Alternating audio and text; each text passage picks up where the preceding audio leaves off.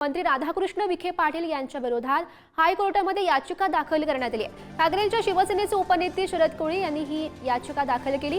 अवैध उत्खनन करणाऱ्या माफियांना पाठीशी घातल्याचा आरोप खरं तर त्यांनी केला।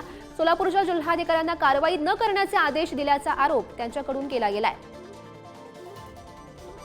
मंत्री राधाकृष्ण विखे पाटील यांच्या विरोधात ही हायकोर्टामध्ये याचिका ठाकरेंच्या शिवसेनेचे उपनेते शरद कोळी यांनी ही याचिका दाखल केलेली आहे। अवैध उत्खनन करणाऱ्या माफियांना पाठीशी घातल्याचा आरोप त्यांच्याकडून सध्या केला गेलाय।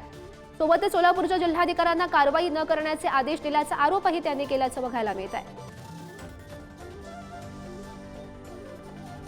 शरद कोळी यांची ही याचिका मंत्री राधाकृष्ण विखे पाटील यांच्या विरोधात हायकोर्टामध्ये ही याचिका दाखल करण्यात आली आहे। माननीय मंत्र्यांनी विखे पाटलांनी सोलापूर कलेक्टर यांना ते ज्यावेळेला रेव्हेन्यू मिनिस्टर आणि सोलापूर जिल्ह्याचे गार्डन मिनिस्टर असतात वाळूच्या उत्खननाबद्दल त्यांनी कलेक्टरला चुकीच्या डायरेक्शन्स दिल्या, त्याच्याबद्दल गव्हर्नमेंट ह्याच्यावर काहीतरी कारवाई करावी म्हणून आम्ही त्याच्या विरोधात शरद कोळी यांनी त्याच्या विरोधात दाखल केली।